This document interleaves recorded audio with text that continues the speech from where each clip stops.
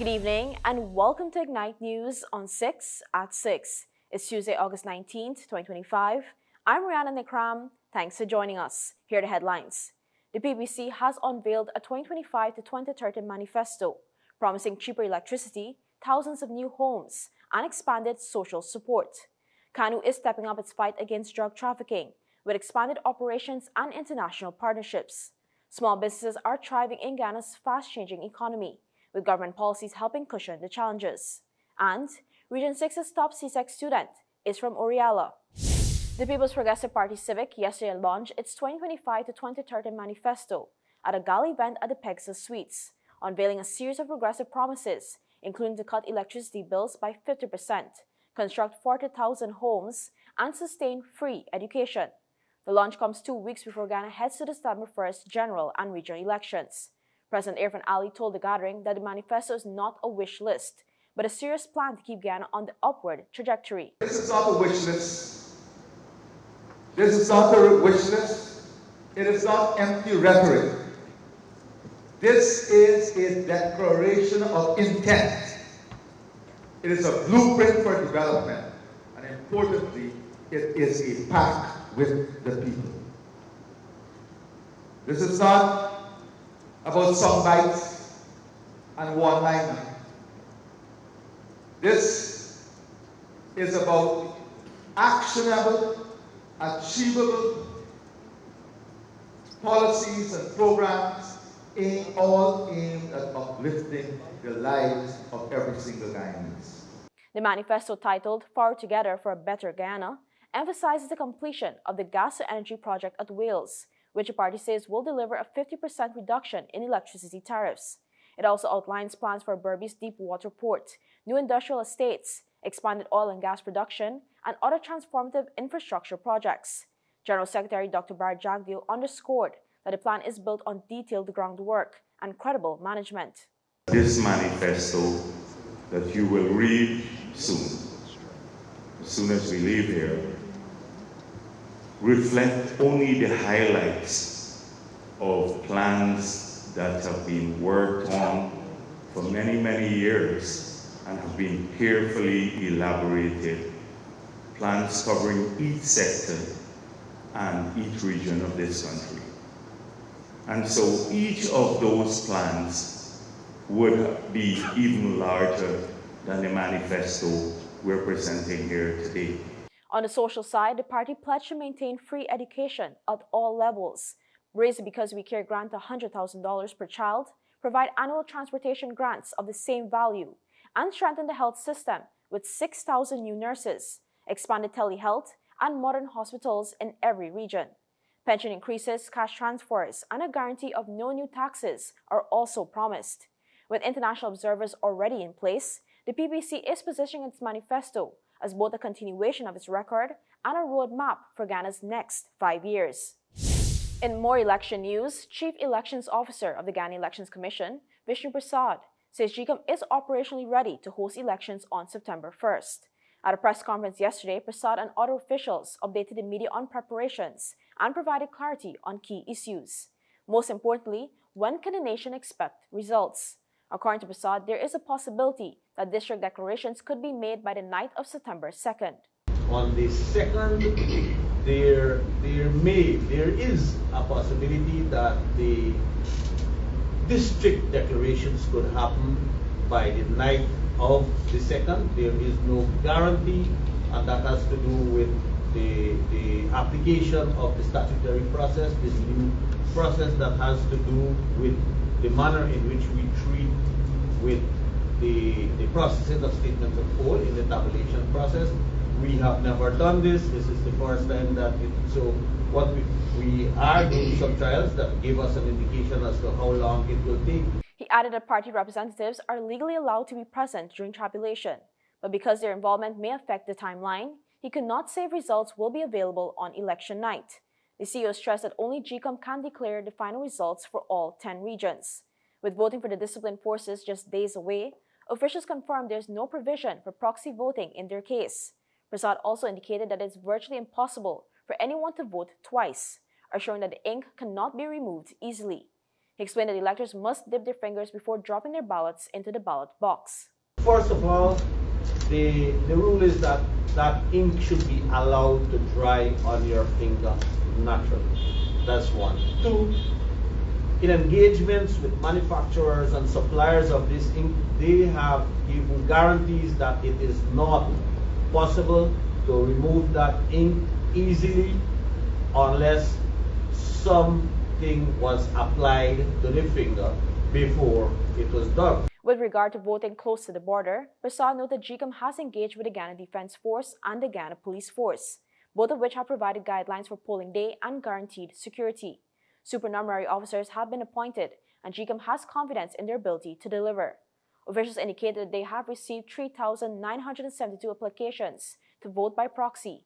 However, no approved figure has been finalized at this point. GECOM Public Relations Officer Yolanda Ward noted that there will be a total of 2,790 polling stations and 1,151 polling places, of which 62 are private residences. Political veteran and former advisor to the David Granger administration, Frederick McWilfred, has contended that the People's Progressive Party Civic is the best option to lead Ghana into continued success and development. McWilfred shared his views during a special appearance on the television broadcast Political Insights on Monday, where he offered his personal assessment of the current political landscape, learning from his more than 5 decades of local political activism.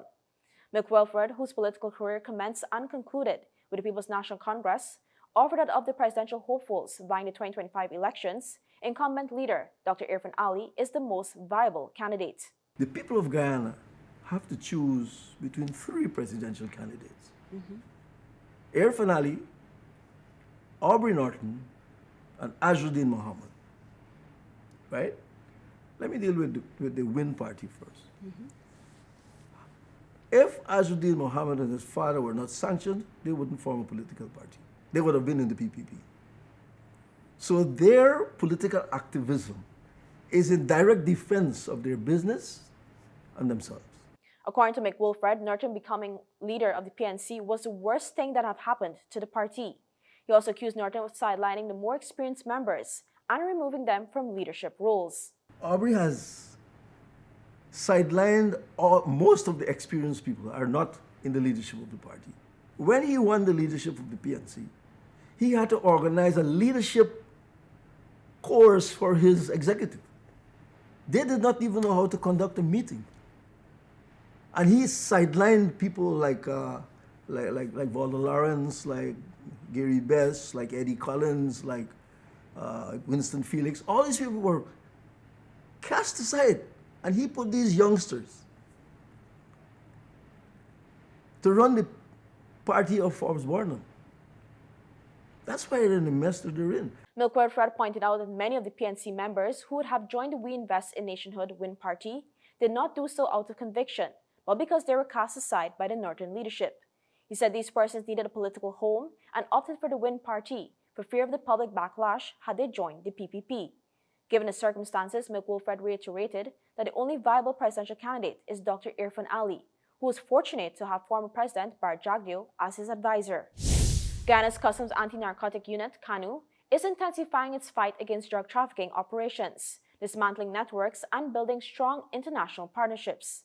Speaking on the latest episode of Safeguarding Our Nation, aired earlier today, CANU Director James Singh emphasized that drug trafficking poses a direct threat to Ghana's national security, economy, and reputation. In the past, we've seen drugs enter Guyana and then transship through Guyana, through the Caribbean basin towards North America. Recently, there's been a shift. Now drugs are still coming into Guyana and then transship towards West Africa and Europe.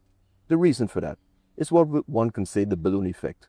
As a result of law enforcement presence and patrolling within the Caribbean basin, that has somewhat deterred traffickers and posed more of a risk to them. He noted that the majority of drugs enter Ghana via Venezuela, using maritime go-fast boats and private aircraft. Singh underscored that the unit's mission is to detect, disrupt, and dismantle these networks, knowing that international confidence in CANU's capabilities is now stronger than ever. Singh's comments follow the agency's confirmation of credible death threats against him from an international criminal network. Despite these threats, he reaffirmed that CANU's operations will continue without intimidation. We conduct several operations within Guyana with our joint services colleagues. In 2014, we seized the first submersible. It was constructed here.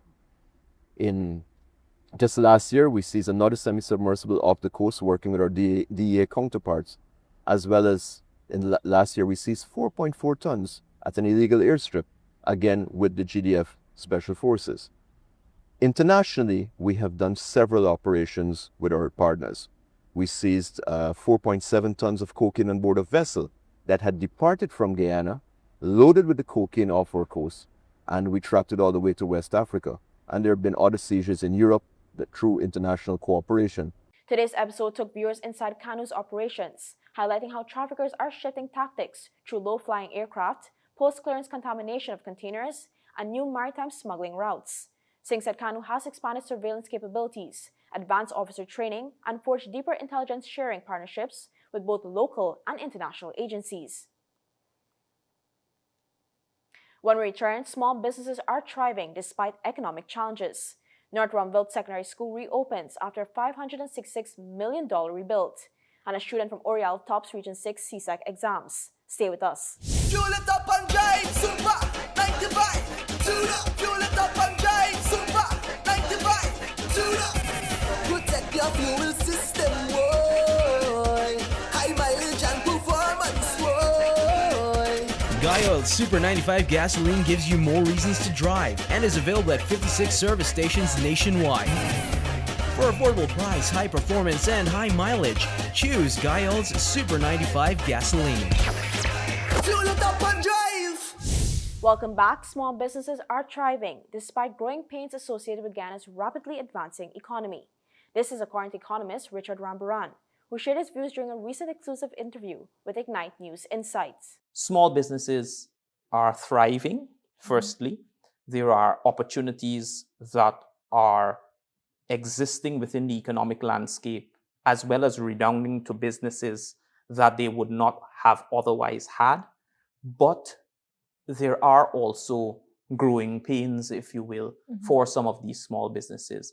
And competitiveness is an important element of it. And the ability to adapt, the ability to adopt. Some of the areas of challenges faced by some of these small businesses, Rambaran stated, are adopting to advancing technology and keeping abreast with changes in the business landscape. He noted, however, that the government's response to some of these challenges is commendable, as it relates to cushioning effects on the business community. The policy responsiveness by the government of Guyana to some of those challenges ought to be lauded, because the pass-through effects to consumers, the pass-on effects or the knock-on effects to businesses have been cushioned by the policy measures. Rambaran noted that these have been cushioned, particularly by measures to revert freight charges to pre-pandemic levels, in addition to the lowering and elimination of value-added tax on a number of items. A new chapter has begun for students and teachers of the North Ruimveldt Secondary School. The institution was officially commissioned yesterday, 4 years after a devastating fire in June 2021 destroyed large sections of the facility, including science and IT labs, home economics rooms, and even Ghana's first smart classroom. The newly rebuilt three-story structure, valued at more than $566 million, was constructed by CARES Engineering, with Marcel Gaskin and Associates Limited serving as consultants. It can now accommodate up to 500 students and boasts modern amenities. Students will benefit from fully equipped science and IT labs, state-of-the-art smart classrooms, and dedicated space for home management, clothing and textiles, and industrial arts. The North Ruimveldt Secondary School will be fully equipped to provide the kind of comprehensive and balanced education that combines strong academic grounding with practical hands-on learning. With modern science labs, smart classrooms, and technical workshops, students here will have access to the tools and facilities needed to excel, not only in traditional subjects, but also in areas that give them real-world skills. Education Minister Premanik Chan underscored the significance of the rebuild, calling new school a symbol of resilience for South Georgetown. Right before our eyes, with masks still on, when we hadn't even yet gone back into schools fully, because of COVID, here was a school being destroyed. And I was asked on the spot by the press what we would do, and I said we would rebuild the school. That's the only thing that we would do. And so we're here with a rebuilt school, and it's going to be even better than it was before. The commissioning of the North Ruimveldt Secondary School not only restores a vital hub of learning, but also signals a renewed focus on resilience, modern education, and equal access to quality opportunities for students in the surrounding communities. 17-year-old Lorix Vandenberg has made the riverine community of Orealla proud after emerging as the top performer in Region 6 at this year's CSEC examinations. The line pass secondary students copped a staggering 18 subjects with 16 grade 1s and 2 grade 2s. Vandenberg credited his success to a strong support system. My family, my teachers, and my friends, they all believed in me. They all believed I could do well, even when I didn't believe I could do well. But the journey was not without challenges. He admitted that poor time management and limited access to study materials put him under pressure. 2 weeks before the exams, I really tried to study because I realized I was like, oh, this is actually serious. This is going to determine majority of my life, so I should start to study. That caused a lot of difficulties for me because I had more to study, I had more to catch up on, and there were a lot of things I did not know. So that also came with a lot of burnout, a lot of stress, a lot of doubting myself. Despite the struggles, Lorix pushed through, driven by his dream of one day becoming a mechanical engineer, and the pride of knowing Orealla was cheering him on. He gave the following advice to students who will be sitting next year's examinations. Study from early. If you're in Form 4 now especially, you should be studying now because as soon as you hit Form 5, that's where all the teachers are just trying to push all of the SBAs to completion, and you won't have a lot of time to study. From Orealla to the top of Region 6, Lorix Vandenberg is proving that determination and belief can overcome the greatest of odds. When we come back, a quarantine fisherman reflects on life at sea despite the hurdles. Georgetown gets set for a brand new sports hub, and the countdown begins for Ghana's 3x3 basketball finals. Stay tuned. Your business is built on hard work, vision, and the drive to succeed. At GBTI, we understand what it takes to grow. That's why we offer Grow, a small business service designed to help your business expand, adapt, and reach its full potential. From new opportunities to new milestones, we're here to support you every step of the way. Grow from GBTI. Progress starts here. You're watching Night News on 6 at 6. Thanks for staying with us. We start with a story out of Albion, where a veteran fisherman is keeping his trade and his family afloat despite changing times and tides. For nearly 4 decades, 54-year-old Dalchan Hardial of Albion Quarantine has been braving the open seas, making his living as a fisherman. Dropping out of school at a young age, Hardial joined a sailing boat and soon discovered his passion for the trade. And from then, the money-wise was a little more higher. So I like the work. I don't like to talk to bassman or holler upon you, they tell you what to do or what not to do. There is no bassman there when you walk in the sea. Everybody working together. I pay when I sell a fish, I take out the expense, and then I buzz the money in 3. It's 3 share I pay. So you take out the gas money and buzz the money in 3. One for the workman and 2, one for me, one for the boat. Hardial usually heads out to sea by 3 a.m., timing his trips with the tides. But fishing, he says, has changed drastically. The decline of catching of fish is due to the climate change. And yeah, because before time you just get the fish, the amount of fish, but now you not get the amount of fish, so you got to work every day. Long time before time you just work every day, say 4 or 5 days, make the money. But now you got to work every day. Other challenges include damaged seines, sometimes caused by shrimp trawlers. He knows that fishermen have signed up for assistance from the government and are awaiting the promised supplies. Weather patterns also play a major role in the trade. Time like this, you get the water get too warm. Like if you're not going to catch in the day. Most in the night, you just get to catch. Because the heat of the sun heat, you get the water warm. So from the cold, and the fish just come out. Due to the weather. So you have to depend on the weather till the rain to get back the water cold, get back something around too salt. You need to better the fish not come into the car, so you got to far catch. Despite the obstacles, Hardiel says his trade has sustained him and his family, and he remains content with the life he's built from the sea. In sports, students and residents of Georgetown can soon look forward to a brand new international standard athletic track and modern sports hub. The project, which was announced yesterday, will see the construction of a 300-meter synthetic track, the first of its kind in the city. It will be located near the newly commissioned North Ruimveldt Secondary School and will also feature a FIFA-certified football field, basketball, volleyball, and tennis courts. The facility is expected to benefit not only the students of the school, but also young people from nearby communities, including East and South Ruimveldt and Tocqueville, reaching more than 4,000 students in total. Right in the vicinity of this school, there is a piece of land on that side. There is a piece of land. And we want to optimally deploy that land for all of these schools I spoke about and also the community.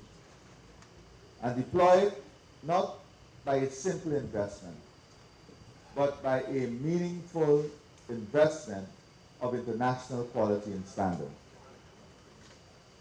So we have decided that we are going to invest in a 300-meter athletic track out there. It will be the first of its kind in Georgetown. At the center of that track will have a full FIFA-certified football pitch as the one in Anora. And we will have investment for basketball, volleyball, and tennis at the back of the facility. The president noted that the initiative is about more than sports, with a Men on Mission program set to provide 60 hours of monthly mentorship, aimed at mobilizing community leaders to guide young people. The Sports Hub is part of the government's wider strategy to integrate education with sports and youth development, ensuring students are supported both inside and outside the classroom. The Guyana Basketball Federation has set the stage for its 2025 National 3x3 Basketball Championship, tipping off September 27 and 28 at the Cliff Anderson Sports Hall. And the stakes couldn't be higher. The tournament will be the sole qualifier of the FIBA 3x3 AmeriCup in Leon, Mexico, giving Ghana's top players a shot at international glory. 16 teams will battle for the crown and a share of $500,000 in prize money. The winners walk away with $500,000, while cash prizes also go to the second, third, and fourth place teams. GBF President Michael Singh says the event is key to ensuring a fair and competitive selection for the national squad. Last year's champs, the Renegades, led by Jude Carlet, Travis Belgrave, Nikolai Smith, and Dominic Vincent, will be looking to defend their title. Tip-off is just over a month away, and the race to Mexico is officially on. In international sports, Brighton have secured the return of England striker Michelle Aguimang on loan from Arsenal for the new Women's Super League season. The 19-year-old forward spent last year with the Seagulls, scoring 5 goals in 22 matches and helped them to a record 5th-place finish. Aguimang's profile has skyrocketed in 2025. She was a breakout star at Euros in Switzerland, coming off the bench to score in both the quarterfinals and semifinals and helping the Lioness lift the trophy. Her impact in just 138 minutes of play earned her Young Player of the Tournament and a nomination for the Women's Copa Trophy. Brighton head coach Dario Vidosic says Aguimang's work ethic and relentless nature of a champion make her a huge asset. Once a ball girl for England, she's now one of the brightest young stars in world football and back in Brighton colours. Still ahead, Prime Minister Andrew Holness is dismissing opposition hopes of winning JLP strongholds. Air Canada is back in the skies after a 4-day strike, and NATO prepares for new security talks as Russia pounds Ukraine again.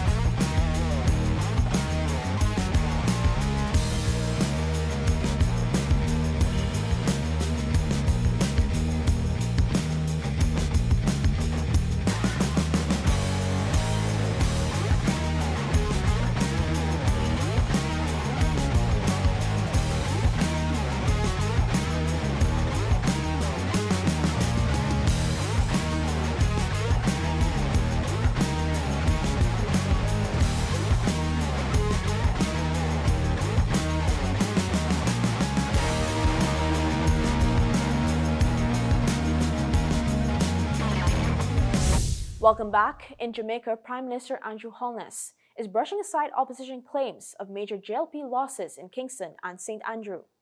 Following an interview with People's National Party Region 3 Chairman Dennis Gordon, the Jamaica Observer has suggested that the party is targeting seats in Kingston Central, St. Andrew East Rural, and St. Andrew Eastern, and is also optimistic about West Rural St. Andrew. But Holness, speaking after being nominated for a 7th straight election in St. Andrew West Central, scoffed at these projections.